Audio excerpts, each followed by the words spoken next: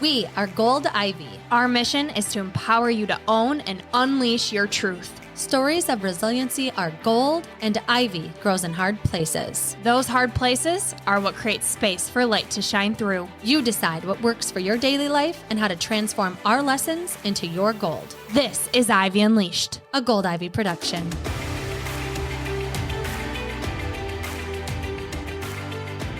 Today's episode is sponsored by BetterHelp. Every episode of Ivy Unleashed is dedicated to empowering you to take ownership of your health. And what it really comes down to is prioritizing your mental health. We've both seen the beauty and growth that therapy can bring and are thrilled to partner with BetterHelp to allow you the opportunity to feel heard and seen by a professional.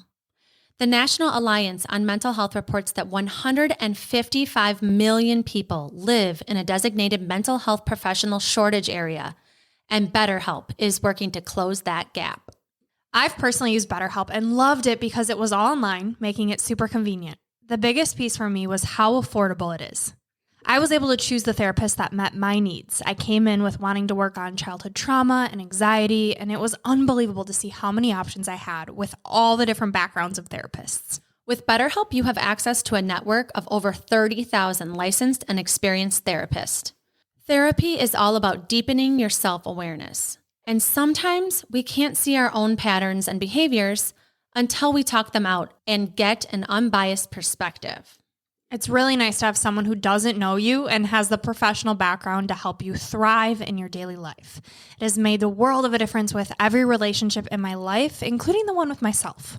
To get started, all you have to do is fill out a brief questionnaire about your needs and preferences and choose your therapist out of the options they give you. You can talk to your therapist however you feel comfortable, whether it's via text, chat, phone, or video call. Also, you can switch therapists at no additional charge until you find the right fit for you. The best investment you can make is in yourself. Get 10% off your first month at betterhelp.com/goldivy. That's betterhelp.com/goldivy. Take the first step to inner peace and freedom today. Vulnerable story alert. This message is for any person struggling with the embarrassment of excessive underarm sweating and or underarm odor. I've never shared this before, so bear with me. I am a big sweater. I swear I sweat when I think. I used to carry deodorant in my purses, car, backpacks. I did not go anywhere without deodorant, and I applied it dozens of times a day. I haven't been able to wear colorful t-shirts, long sleeve shirts, or sweatshirts since I was 16 due to excessive underarm sweating. And recently, one of my armpits started to smell like onions anytime it sweat. See, I told you this is a vulnerable message, but I wanted to let you know about a treatment I found that has changed my life. This treatment is called miraDry and is for your underarms that greatly reduces sweating and odor. I have had one treatment so far, and I am a new woman. I can officially wear colored shirts without pit stains for the first time in decades, and my armpits no longer smell. I also no longer wear deodorant. I simply don't need it. miraDry uses thermal energy that targets and eliminates the sweat glands in your underarm. Let me repeat that. You just need 1 to 2 treatments. It is the only FDA-cleared treatment that can dramatically reduce underarm sweat by addressing the root cause of excessive sweat and its accompanying odor, not the symptoms. So if you're like me and have had to worry about pit stains from your sweat, excessive sweating even when resting, or planning your day around sweating, miraDry is your solution. Not only has miraDry erased my sweat problem, but also my armpit hair. I used to have to shave every single day. I am walking proof that miraDry works. Once the glands are eliminated, they will not grow back. I absolutely love my miraDry experience, and it was made affordable with a no-interest payment plan. You can find a clinic that provides miraDry all over the U.S., so head to miraDry.com to see where the closest location is for you, and don't wait another minute feeling embarrassed about your body. And they have these wonderful patient concierges who will answer all your underarm questions about the treatment. Thank you for letting me share this vulnerable information with you. I am walking proof that miraDry is a life-changing treatment. Nobody should be embarrassed about their bodies, period. And if you want more information, miraDry services will be linked in the show notes, and you can also message me directly to chat more about it. And now to this episode of the Ivy Unleashed podcast.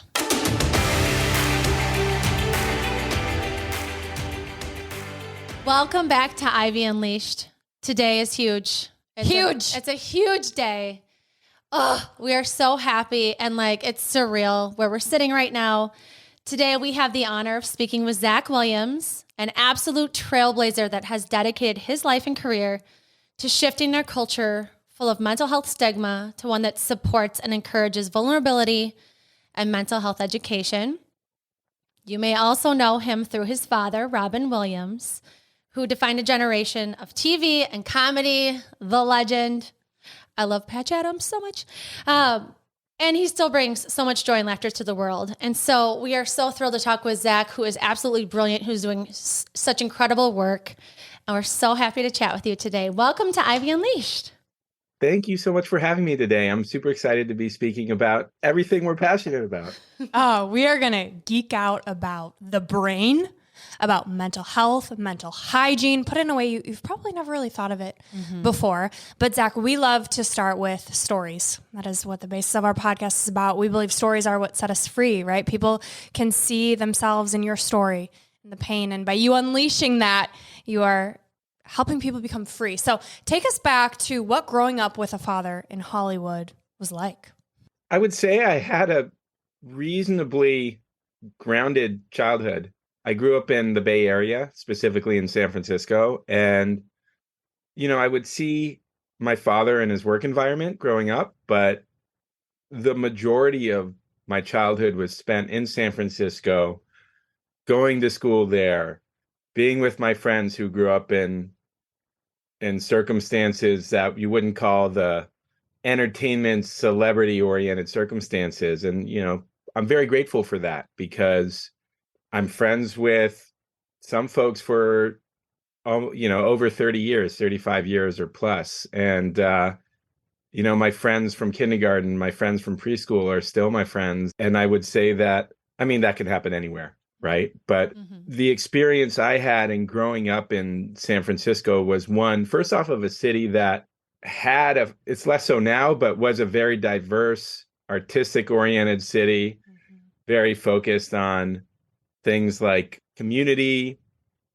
culture, and the arts. And I'm hoping it can return to that state that, I have a lot of nostalgia for. But growing up with my father as an entertainer, as someone who was well known throughout the world, I took some of it for granted because as a child, you have a set of assumptions. You grow up with a certain perspective on things. But on the other side of things, I would say that my father was a very, I guess normal wouldn't be the right word, but a very down-to-earth human.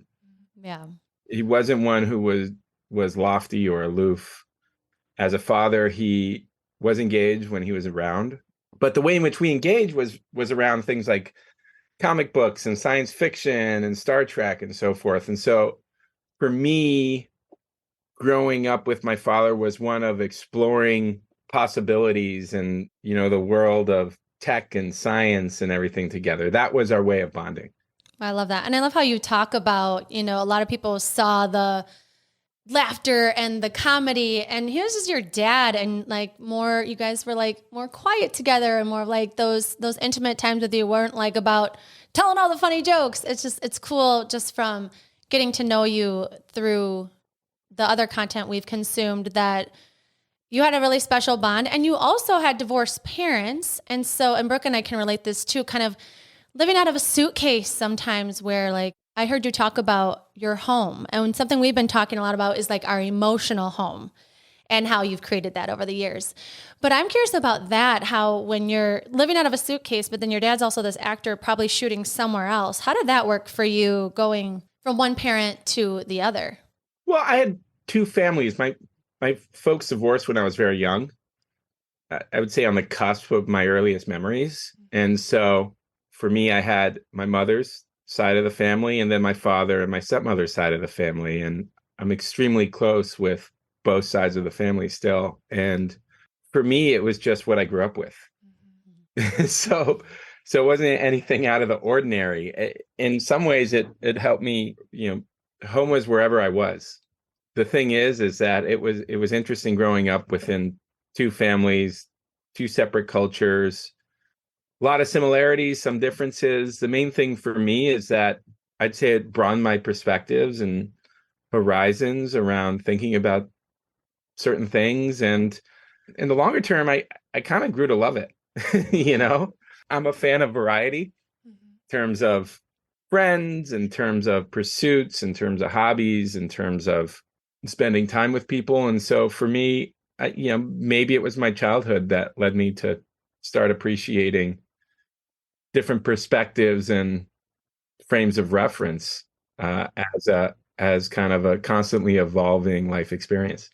I'm thinking of you like you have had to be so adaptable. Like I keep thinking of that word for you as like a child with just like different scenarios thrown your way more than like other kids, right? And so I bet that's been wild. And from an early age, from getting to know you too and learning about you, even at the age of 12, had some devastation happen with suicide in your family and then with your father when you were in your 30s. And so learning about that and you and how you've had to adapt to such tragedy in your life and then turn it into advocating for other people to reach out for help, for your work with 988. You have done so much work to help people in these tragic situations or in crisis. And so I would love for you to talk about 988 and your work in general in the mental health world.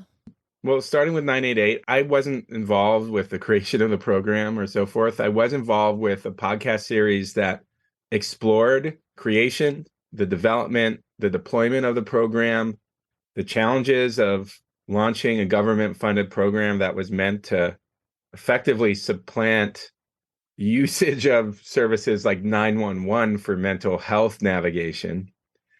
And in exploring that, we talked to everyone from politicians to clinicians to advocates to service providers. And through that experience, a couple things came to light. One was creating systems change is hard.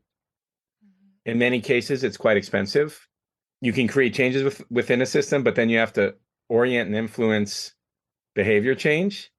Coinciding with that, you have to create partnerships and relationships between, in the case of 988, you had to create public-private partnerships. You had to work with call centers and navigation centers in all 50 states.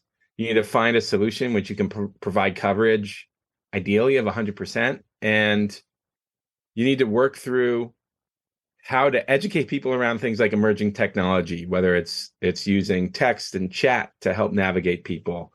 How do you educate and train providers to be able to take their lived experience and level it up to be lived experience plus mental health support?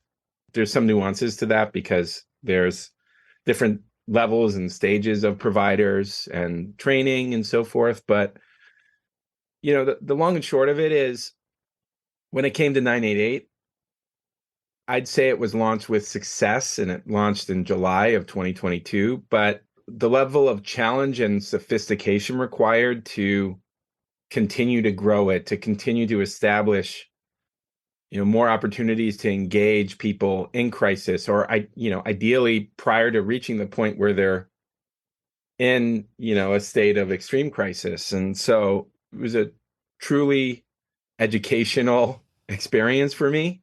I had a great experience in working with Limonada Media, which was the organization that produced the podcast along with me, and then also working with an organization called Sozo Say, which is, mental health advocacy organization specifically focused around decriminalizing mental illness, which for me is an incredibly important mission, because decriminalizing mental illness at scale not only is challenging, but it releases a burden upon systems, because unfortunately the criminal justice system has become a stopgap measure to basically take on portions of the populations with mental health issues, with mental illness.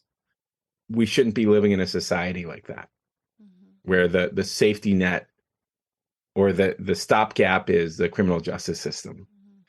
We need better forms of navigation. Relative to the 988 series, It was awesome. Really appreciate everything I learned and all the folks I met through that experience. And then looking broader, I work with several organizations at this point. The organizations I work with most closely are Bring Change to Mind, which focuses on peer-to-peer community programming in high schools and universities throughout the United States. That was started by the actor Glenn Close a decade ago. And I've been working with the organization for 7 years at this point. I also work with an organization called Inseparable, which is a 501c4 policy advocacy organization focused on developing pragmatic solutions, focused on policy for parity, access, and quality of care.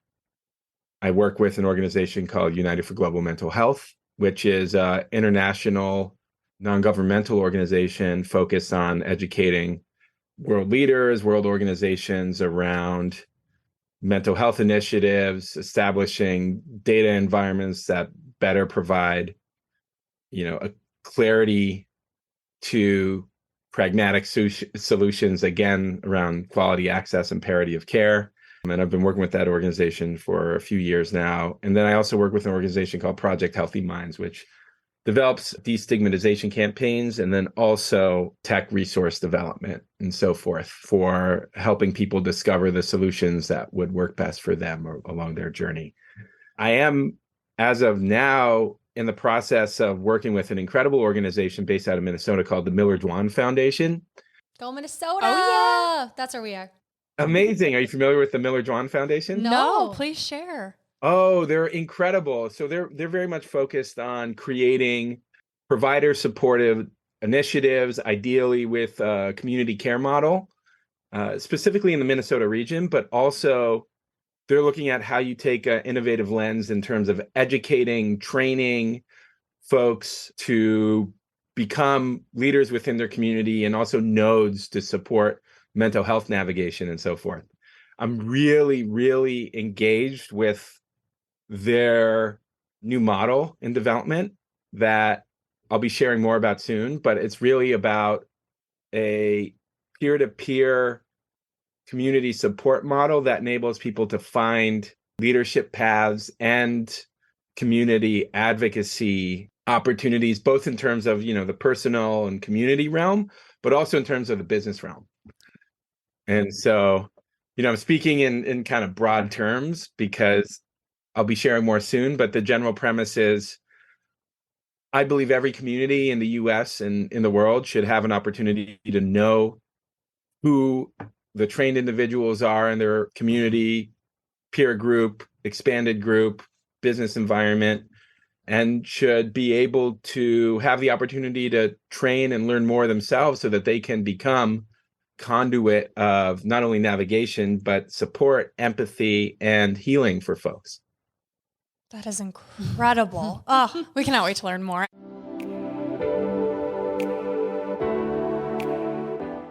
You all know we're always sharing our favorite items that improve our health and help us feel better. So wait until you hear about this. Nano Fit Water. Nano Fit Water is alkaline water, which means it helps neutralize the acid in your body. It's triple filtered, which reduces unwanted chemicals and toxins. It's supercharged with nanotized oxygen, which hydrates the body at a cellular level. And it's all natural, meaning there are zero additives or artificial flavors. My biggest reason for adding NanoFit into my routine is for the performance and recovery benefits. As a runner, a faster pace and quicker recovery is what I'm after, and this water is a game changer. I feel better before, during, and after both cardio and strength training with the added oxygen and hydration benefits. And I'm here for the gut health and skin benefits. Alkaline water has colon cleansing properties, reduces the acid in my body, and the fact that NanoFit water is triple filtered, it's going to help with my gut health. And when my gut is on point, so is my skin. I'm against the waste of standard plastic water bottles, but NanoFit water is in 100% eco-friendly aluminum bottles that are shipped to your door by Amazon, taking the shopping hassle out. No more water bottles taking up a ridiculous amount of space in your cart or having to carry the heavy weight into your car and home.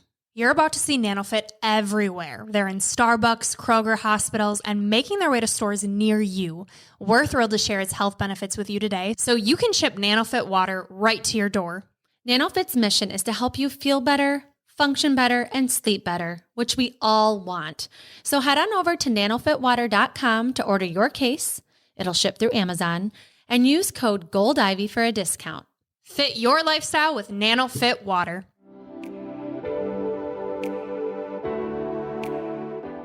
What if we told you you could reset your metabolism and transform your mind and body in just 30 days? For the first time ever, we're giving you full access to the metabolism reset tools we swear and live by. When you make the investment in yourself and join us for a Sculpted Summer, our virtual program, June 1st to June 30th, you'll receive the motivation, accountability, and tools to take care of yourself all summer long. Not to mention helping you get in the best mental and physical shape of your life.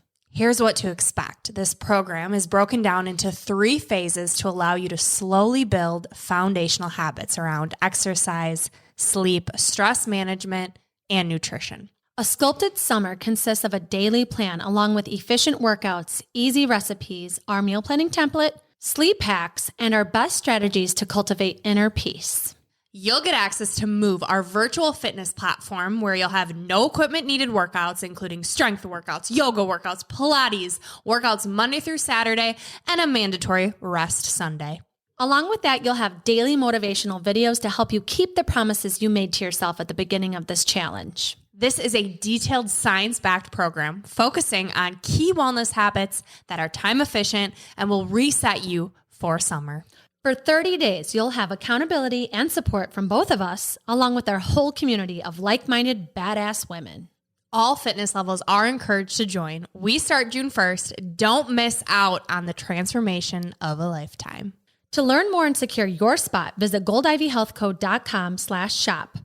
Spots for a Sculpted Summer are limited, and registration closes May 31st at 11:59 p.m. So act now and let's kick off this summer strong. And now back to the show.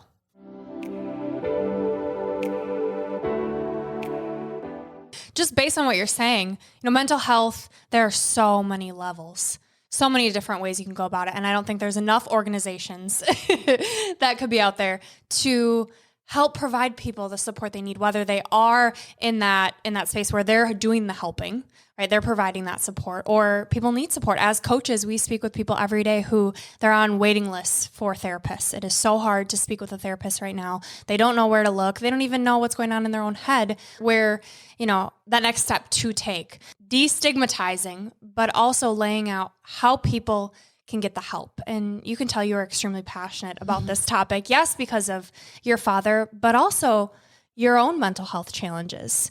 When your father passed, turning to food and alcohol, and realizing something needed to shift. So I'd love for you to take us back to your own personal story of what caused you to shift, to make that change and seek the help that you needed. First off, I do want to frame that my orientation towards using alcohol and food to self-medicate started occurring way before my father died by suicide.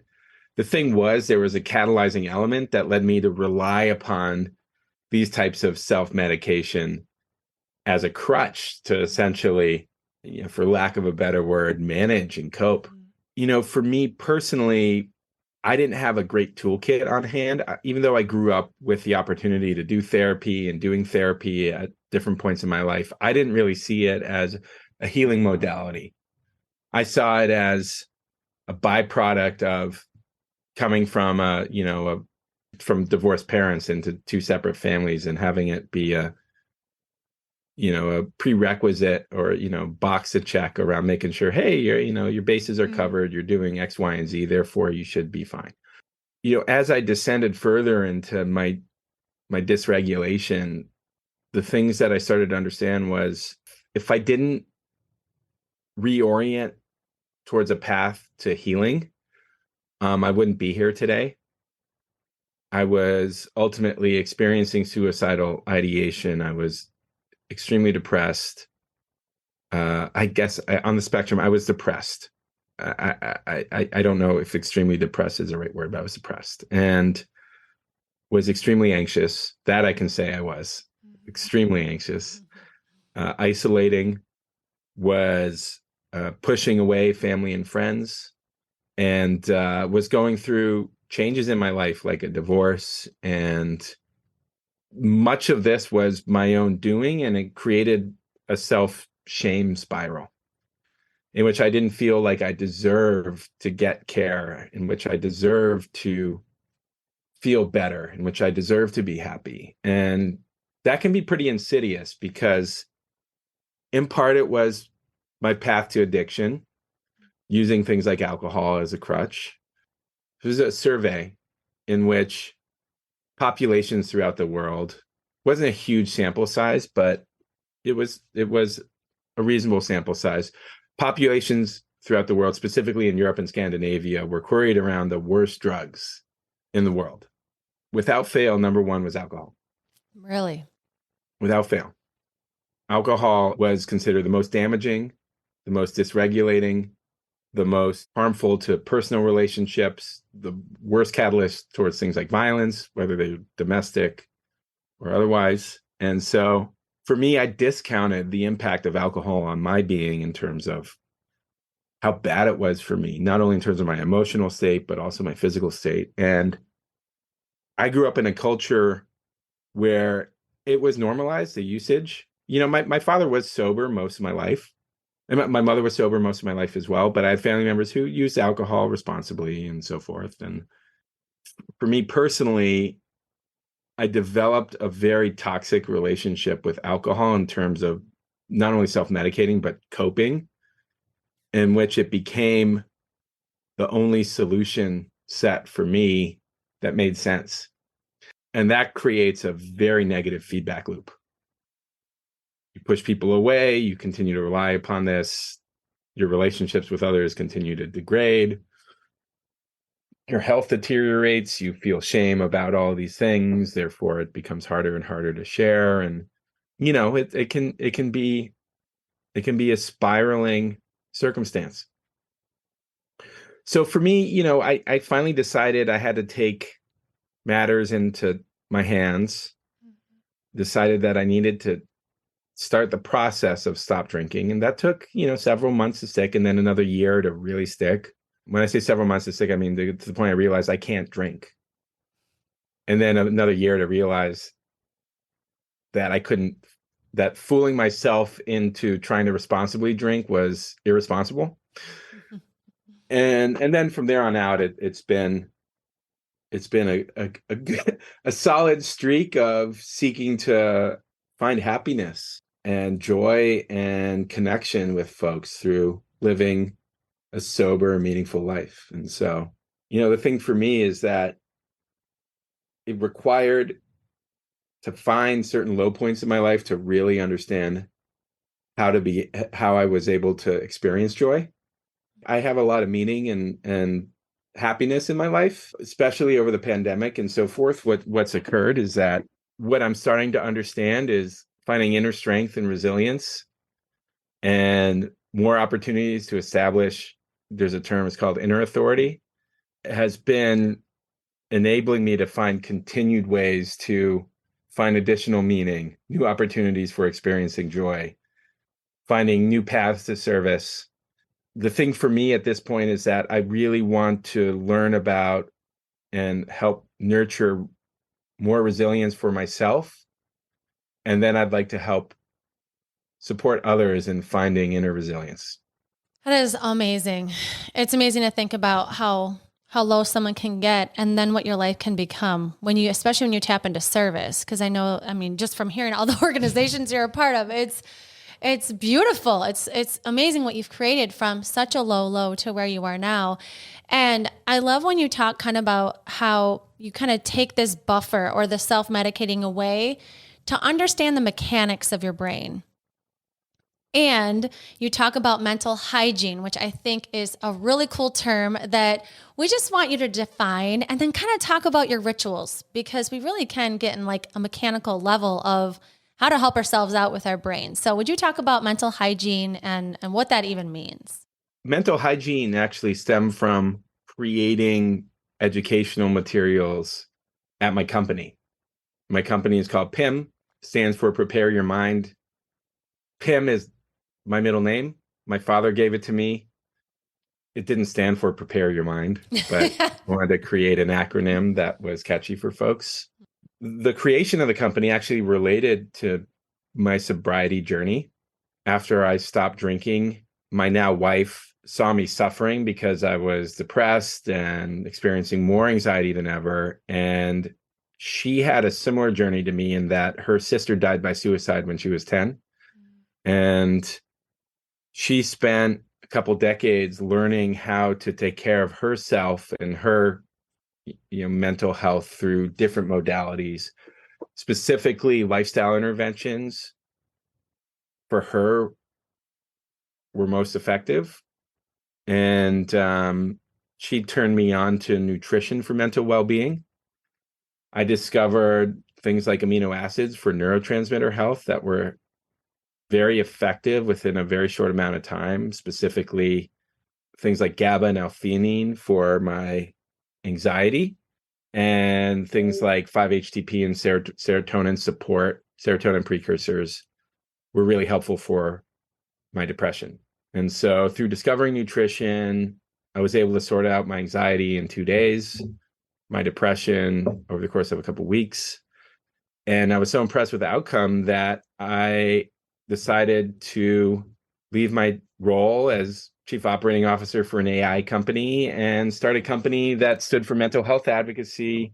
As I like to say, like Starbucks stands for coffee or Patagonia stands for sustainability. My wife, Olivia June, and I started the company together, and we launched in September of 2020. We now have 6 products. We'll be launching 3 more products in the next few months. But one of the things we realize is that, yes, there's taking nutrition for mental well-being. And our first product is called the Mood Chew. We established a product that now tens of thousands of people, I think we're close to 100,000 now at this point, have found support with. But looking beyond that, we realized that there was all these other nutritional solutions that people needed for a foundation. And we launched a set of products called the Mental Hygiene Kit. And that was fatty acids through, sustainable fatty acids with omega-3s, DHA and EPA. That was one product. Psychobiotics, so probiotics and prebiotics for serotonin support and to support the gut-brain connection. Methylated B vitamins, which can support people's serotonin synthesis. And also it's effective, especially effective for people with the MTHFR mutation, of which I think 40% of the US population has an MTHFR allele. But if you've got a mutation, if you have the MTHFR mutation, your ability to process B vitamins is deprecated. And so, they become much less bioavailable. And so we created a product that enabled people to better access B vitamins, and then also added amino cofactors to support things like serotonin synthesis and neurotransmitter health. And that was the third product. And then the fourth product is what we call a full stack magnesium product focused around magnesium threonate and 2 other incredible forms of magnesium with additional amino cofactors. We're very focused around amino acids at our company. And so we launched it as part of the Mental Hygiene Kit. And the thing for us was we realized it's like, yeah, you can take all these products. They can be really helpful for your mental well-being. But if you're not managing your fitness, mindfulness, meditation, community support rituals, things like breath work, and so forth, you're likely going to be challenged in some way. And so we realized that any individual has a given mosaic of mental hygiene rituals that work best for them. And I believe it should be a priority for any individual to discover their mental hygiene rituals. And, like I said, we happen to prioritize nutrition, and nutrition is an important part for mental well-being, not only in terms of what you take in, it's also in terms of what you're not taking in terms of processed foods, too much sugar, and so forth. But we realized that, yeah, we had a weighting around nutrition, but really you got to look at the spectrum.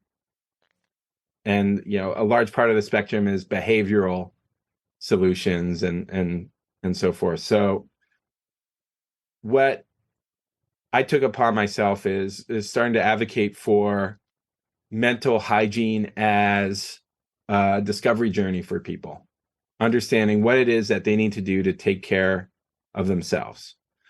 And that's what mental hygiene is all about. You're speaking to my heart. I'm not a scientist. I'm not a doctor, but from my own experience, I can attest to everything you're saying. If you opened my cabinet, it's not PIM yet, but it is L-theanine, magnesium, GABA, everything you listed. I'm just laughing over here. It is so crucial, but there's not one magic pill, right? And through my experience, that's what I wanted. I just wanted one, but I had to learn for myself what my toolkit, what my own mental hygiene was. So I love what you stand for, what you and your wife stand for. It is so beautiful. And the blog and all of the resources that you have in addition to these products, right? It's a full circle. It's behavior. It's your community. It's your relationships. I love it. And it's important that as a male, you are speaking on this. So I'm curious how you've seen you speaking on men's mental health has created a shift for you, the community around you, really how we get a culture that supports men's vulnerability. Because I feel like it's a big issue right now. I don't necessarily specifically advocate for, men's mental health. I do. It is an aspect of what I do. I'd say where the incredible opportunity lies is on young boys' mental health, adolescents and children's mental health. Also, of course, young girls, adolescents' mental health, but generally young people. If you can establish the habits and culture of mental health support, mental hygiene earlier on, then, that toolkit stays with folks. It's a lot harder to get someone in an older generation, whether they, be in their 60s or 50s or even 40s. In my case, I'm 40. I'm a geriatric millennial. It's harder to establish behavior change for older folks than it is for younger folks. And I would say there are incredible advocates out there who are specifically focused on mental health and communities of men and so forth. And the thing that I've found has been really specifically impactful is peer-to-peer support models and having opportunities for people to find, men specifically to find safe spaces to connect. There's some incredible clinicians who are doing research. I'll call out Dr. Drew Ramsey. He's based in New York. He's doing some wonderful work around researching how men behave in groups, how men can be reached and engaged around behavior change relating to mental health.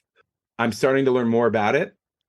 For me, there was just a forcing function around discovering ways in which I could be vulnerable and share my experience and journey, and that in turn catalyzed a process of healing. But what you don't want is to have people experience trauma to then begin their journey of discovery. You kind of want to give people an opportunity to engage earlier on before they experience crisis or addiction or, something that adds a forcing function to them learning more about their self and discovering a path to happiness, right? And so for men specifically, I think there's a lot more work that needs to be done. And I think we need to find more opportunities to encourage celebrities, people with influence and so forth, to share their stories, to also provide opportunities for making others feel comfortable around sharing their journey.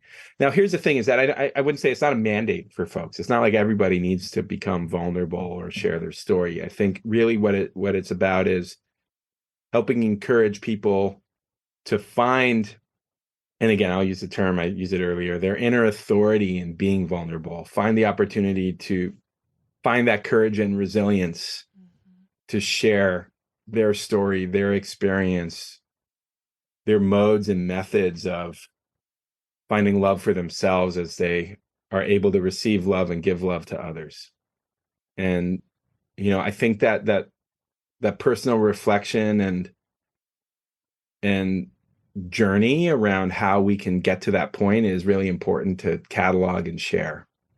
And you're doing a beautiful job of that, hearing your journey and the fact that you're vulnerable and able to talk through steps of like different things that you do. I think that's so powerful to not only like, I went through something hard, but what does that look like now? You're a dad, and I think when you lose a parent, like you're going to be grieving the rest of your life. And so what does that look like for you ongoing? Like taking care of yourself as a parent, as a husband, entrepreneur, is like you've been through so much. What does that look like today for you? Well, I am prone to burnout, to be perfectly honest. And so I need to configure ways to sustain and take care of myself on a daily basis. That's one of the reasons why I'm so focused on building resilience. A couple things I've found to be extremely helpful. I would say transformational, actually. One is transcendental meditation for me has been incredible as a stress dump, a way to dispel stress, because I tend to hold stress in very specific ways and it creates health problems for me. Specifically, it causes muscle tension and high blood pressure and things like that. And so I have to implement ways to manage stress. I had to apply specific focus around that in order to be able to show up for my kids in the morning, then transition into, what is now a very challenging entrepreneurial environment. Specifically, the markets are challenging right now. It's just hard doing what we're doing, creating products that support and help people, but at the same time, they're physical products. There's been all sorts of disruptions and things like supply chain and how people order products or shop in retail and all these different things. And so, we go from that and then, transitioning to doing advocacy work and needing to be in top form, sharing my story and my experience to audiences and auditoriums and halls throughout the world at this point. And so, I've had to emphasize prioritizing my own well-being on a daily basis. And I'm not good at doing that. It's been a muscle I've had to build up because I tend to orient towards, hey, how can I help others? How can I show up for others? But then if I don't prioritize myself specifically over a period of time, then what happens is I burn out. And then, my adrenals get exhausted. I end up getting really tired. I get challenged focusing. And so it needs to be a daily experience. What I've discovered too is that I'm prone to working too much. And I need to carve out time to play and hang out with my kids. And, the thing is too, is like any free moment I have, I'm thinking about, hey, what new products, what new initiatives, what are things that we can do? It's also my hobby. So I really need to find opportunities to connect with my kids, to spend time with them and my wife in meaningful ways, because just being present in the room while you're thinking about something or writing emails is not acceptable. At least, that doesn't count for me, because you're not present in the way that you need to be actually truly connecting with folks. Yeah. I always think too, as a parent, like, I don't know if you felt like this with COVID and just like the nature of your business is on a computer, right? And you can be doing the most life-changing work. And, I've got 3 little kids, but they see you staring at a screen, right? Like, hold on a second. I just need to take care of this. Like, you're literally saving lives in your work with Pim, but they see their dad looking at a screen instead of them. So I always wonder what this like time frame, especially with COVID and being locked in the house, the kids seeing you so much on a screen, what that's going to do to their emotional well-being, or what they even like perceive as work. It has a detrimental effect towards children's well-being, because when they, and with babies too, you might think, hey, you have an infant and that infant won't remember seeing you on a phone or in front of a screen or things like that. But the thing is that they start affixing value to that device, to how you interact with it and so forth. And so as infants transition to babies, transition to toddlers, transition to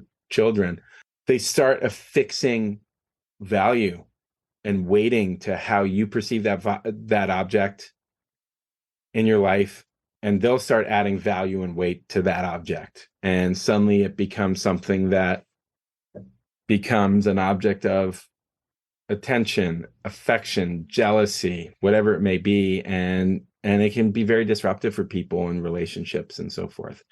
It's happened in my life that my son, he gets obsessed with phones because he seems to see us be obsessed with our phones.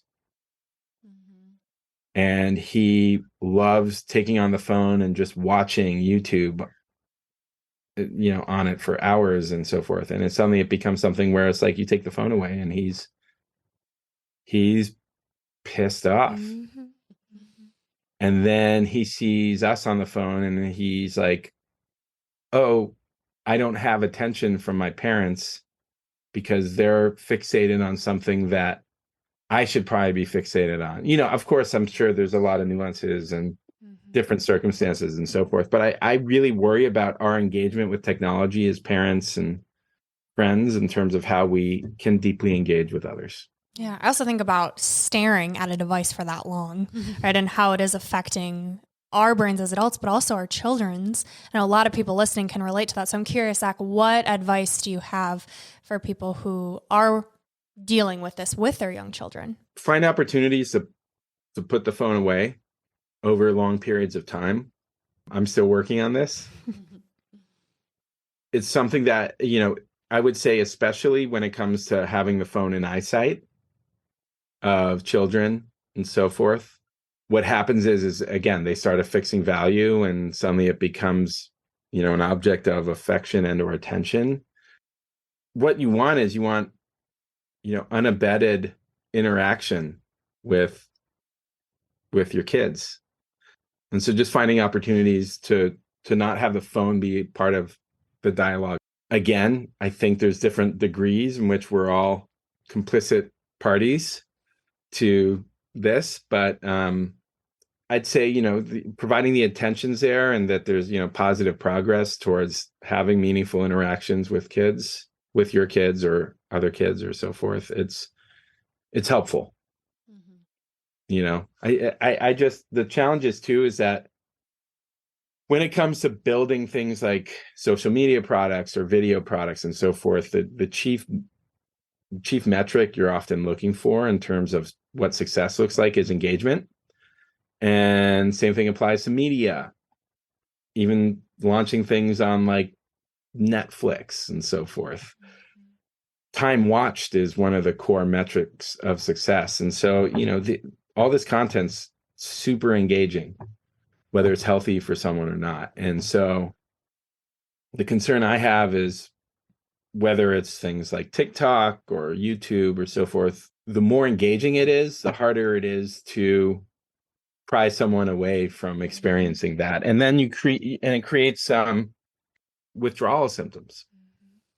Even us as fully grown adults experience withdrawal symptoms when we don't have access to our phones over periods of time. Teens experience more intense withdrawal. Actually, I don't know if it's more intense, but they also experience withdrawal symptoms in the sense that, they get anxious.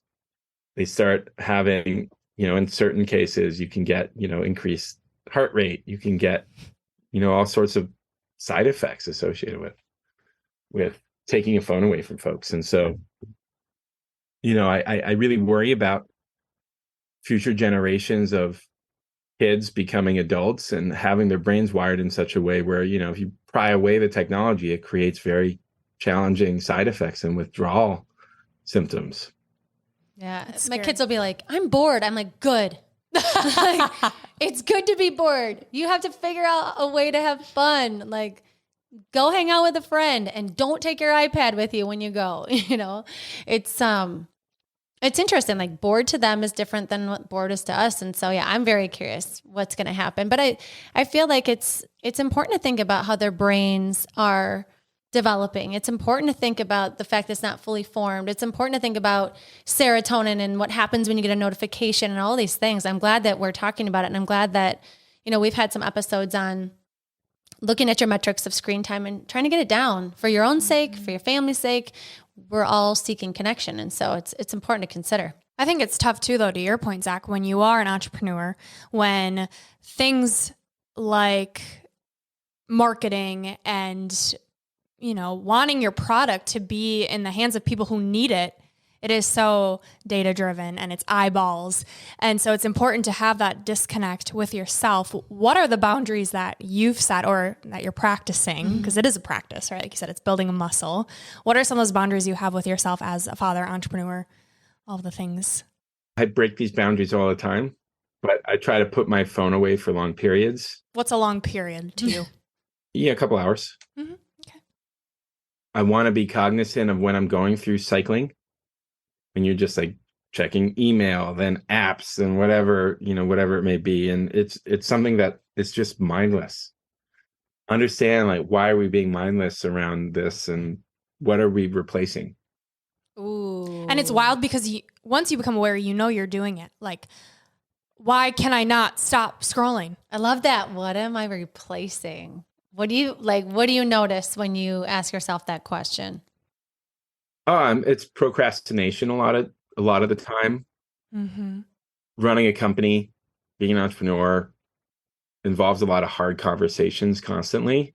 And we can, that can often be deferred.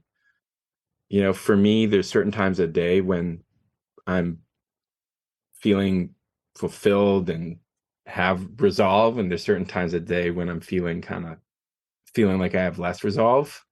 Being mindful of that's important. Generally, it's when I haven't eaten or I've had things like too much caffeine, and then I just go into this cycling period. Developing a mindfulness around why it is we're doing the things we're doing and what that activity is potentially replacing or how it functions as a coping mechanism is a great exercise to apply. I feel like with this boundary talk, what it's really doing is it's creating space for ourselves to get ourselves a prepared mind, which is at the basis of what you do. So, Zach, will you share with our audience what a prepared mind is? Well, a prepared mind is one that's able to structure its life in the way that fulfills living up to the intention of the being, the soul, right? And for me, having clarity of thought, having focus, having foundation, meaning feeling secure, and having a sense of serenity. That for me are the attributes of a prepared mind. And so if your mind is prepared, you can live with intention and you can act on intention. If your mind isn't prepared, then you're in a distracted state. Something becomes a lot harder to live with your intention and your truth. I love that. I could feel that when you said serenity. Yeah. You can feel that in your heart. And it is such a mind-body connection. And that's exactly what we stand for. Mm-hmm. With your products, it's all about giving yourself the nutrients and the amino acids that you need for these neurotransmitters. For people listening who aren't familiar with gut health and my journey, I didn't have the correct gut health to give me the serotonin, the dopamine, these feel-good neurotransmitters that I needed for my mental health. So when I found those, when I started taking those, it was a game changer. And everything you're saying, Zach, I'm just like, yes, I'm so, so glad you're talking about this, because when I was in the midst of my darkness, I couldn't find anyone. And maybe I just wasn't looking for the right people, or, they weren't coming across me. But the fact that we get to share you with our audience means so much to me. And I know Andrea too. So I just want to say thank you from the bottom of my heart. Hey, it's my pleasure. It's a joy having these conversations, and I so appreciate the work you do. So thank you. Yes. And where can people find PIM? Plain and simple, pim.com, pym.com. pym.com. We're launching in a few weeks. It's nutrition for attention. And that's something we worked with a nutritional psychologist who is pretty well known. Her name's Dr. Nicole Berkins. She works primarily with adolescents, but also with adults. And she created a nutritional formulation, or she's been using nutritional formulations for decades now to help young people and adults focus. We wanted to consolidate all that nutrition into a single chew. And we're excited to share it with everybody. That's great too, because a lot of entrepreneurs listen and entrepreneurs need to focus. So We're gonna be Well, it's grabbing like, Zach, I'm sure you're like, what do I need? I need help focusing. Let's create a product. All right, Zach, we love everything you stand for, and we would love for you to share your 3 gold stars with our listeners. Find your mental hygiene rituals. Find ways to support your inner resilience. Always take the opportunity to love yourself. Simple, powerful, just how we like it. Mm-hmm. All right, and 3 more questions, only, I promise. Unleashing Ivy, our rapid fire questions. Are you ready? Mm-hmm. My question's kind of heavy. You know, we've been talking about suicide, and when you were 12, you lost your 13-year-old cousin to death by suicide. And I'm curious, you know, as like you're a parent, I'm a parent. How did your parents talk with you through those discussions around mental health when you were a teenager? We didn't have those conversations. It was primarily a cultural thing. It was on my mother's side. My mother's nephew, my cousin, and my mother and myself come from an Italian-American heritage, me on my mother's side. And culturally speaking, talking about mental health on the Italian-American side of my family was not something that was readily discussed. That's changed, by the way, over the past almost 3 decades. My family members are now much more open to discussing their experience. But at the time, mind you, this was in the early 90s, there was a lot more stigma and cultural inertia around discussions relating to mental health. I'm so glad that those trailblazers, like you're doing now, is what has caused a shift. And we just recorded earlier an episode about our biggest takeaways from therapy. And it was, as a kid with divorced parents, I don't think I even knew really what therapy was. And that was 10 or so years ago.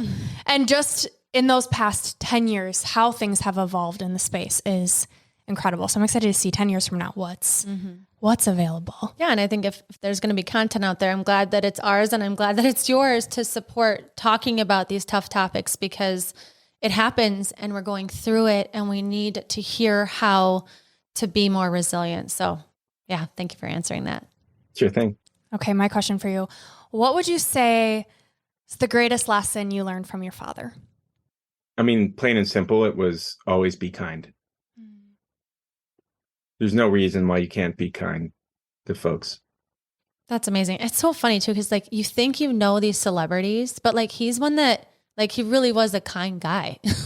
You know, like I think of Patch Adams, and I like think Robin Williams is Patch Adams, like just making people laugh and joy, and like truly a kind soul. So I feel like he probably didn't have to act that much in that movie, because it's just kind of who he was. Someone that you talk a lot about, really just wanting to bring joy and help people be happy and create that culture of happiness. And that's like all I think about with Patch Adams.